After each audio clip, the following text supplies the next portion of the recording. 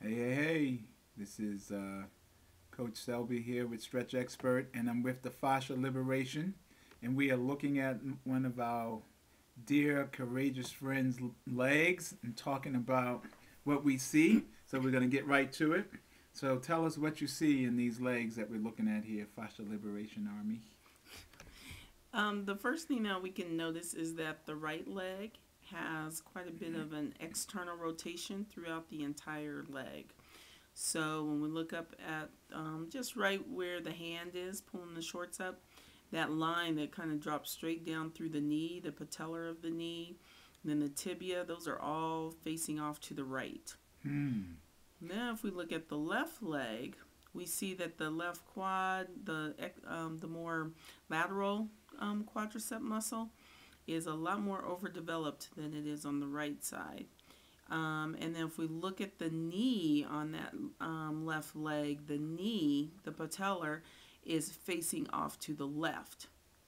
And then we can see that as we come down that tibial shaft, again, that line looks like it might be pretty straight, but my guess is that there's a little bit of rotation going on there as well.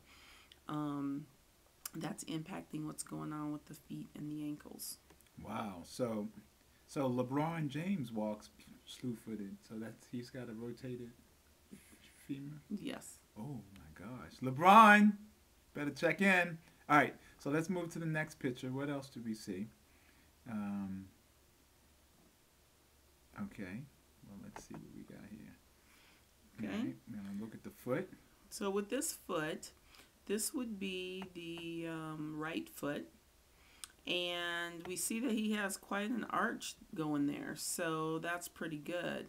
But when we look at what's happening from the big toe into the ball of the foot, that's compressed into the ground, and so is the heel. If we look at what's going on that part of the heel there. Okay. So we would need to work to get some space in the foot and the ankle and lift all that up. And so now you say lift it up. Is that going to help my vertical? And how does it help my vertical? Of course, because what that does is that creates the structure in the feet that gives you the spring. And when you come down from jumping so high, you don't compress all of your weight into one part of the foot, which then translates back up into the knee, the hip, the back, the neck, wherever it can find its way. Hmm.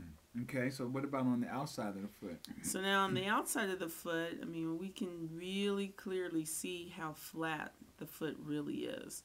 That whole edge of the foot is really compressed down into the ground. And there's quite a sharp angle coming down from the bottom part of the leg into the ankle down to the foot. There's that angle of that is a little too compressed. Okay. So tell me what would you suggest? Looking at all of this stuff. Well, I would suggest, can we see the foot from the front as well? Okay. What I would suggest is some work from someone who is either a rolfer, an advanced rolfer would be great, or someone who does structural integration, because they would be able to get in and do the work that's needed to help normalize the tissue. So we need to normalize the tissue in the foot. Yes, I and mean the in ankle. the ankle. Actually, the Foot, whole, ankle, knee, leg, hip. yeah, Okay. and all the way up into the torso as well, because that's going to be affected. Okay. So, and this view from the front of the foot is really, really interesting because you can see how there's a collapse coming in from that outer part of the ankle. And so all of the weight distribution is really, it's not evenly distributed. It's all coming down into that back part of the, my guess would be the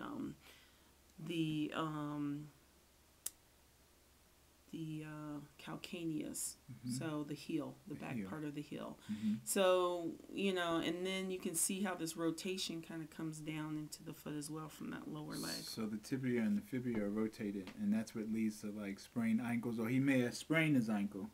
Right. It's like then, what came first, the chicken or the egg. Oh, okay. So, but Chicken. the bottom line, the chicken came first? Chicken Okay. came first. So the bottom line with this is that because there is the integrity of the ankle and the foot is not really what we would like it to be, the possibility of injury to the knee or to the hip, or if things are really compromised farther up as well, into the back, shoulders, neck. I mean, it's just the setup for that type of thing to happen. So. Okay, so now people looking at this are going to go, well, what does this have to do with me jumping and improving my vertical? So can you just repeat that again? Well, because what we're really talking about is the integrity of the structure of the body. And what that does is that allows for a natural spring effect to happen through the arches of the feet. And then when you come down from jumping so high, the last thing you want is for all of your body weight to go into one specific point of your body, because then all of that pressure has nowhere else to go. So then it's going to reverberate back up into the body and create pain somewhere else. So what we're really talking about is creating a system within the arches of the feet that not only allow the spring action to happen, but also when you come down, they're kind of like the shock absorbers. So the weight can be distributed out through the rays of the feet, which are basically the toes. We talked about that in the video previously. And that keeps, the pressure from coming back up into the body. Okay, and this is going to help me increase my vertical. Find a structural integration or an advanced roller to help to bring the integrity of the foot back. Yes. All right. Well, and then you need to do the stretches from StretchExpert so that you can strengthen those muscles and tendons throughout the ankle and foot so that you can maintain the integrity once it's back in place. Okay. Does it hurt? It can. Oh, God. All right, guys. So there you have it. You can go get your free jump report at Vertical Jump Expert, and then you can look in your local area, in your town or in your country for a structural integration or an advanced roller, and begin to have this conversation about how to bring the integrity to your muscles in your feet. Oh, one more question. So how is it that people with flat feet can dunk? Usually they're using some other part of the body to compensate for lack of strength through the foot and ankle.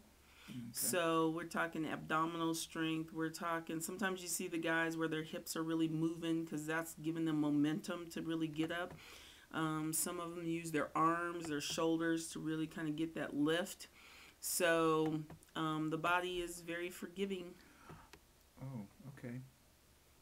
All right. Well, again, guys, there you have it. We're talking fascia, increasing your vertical by increasing the strength of your feet. And we will check out and talk to you later.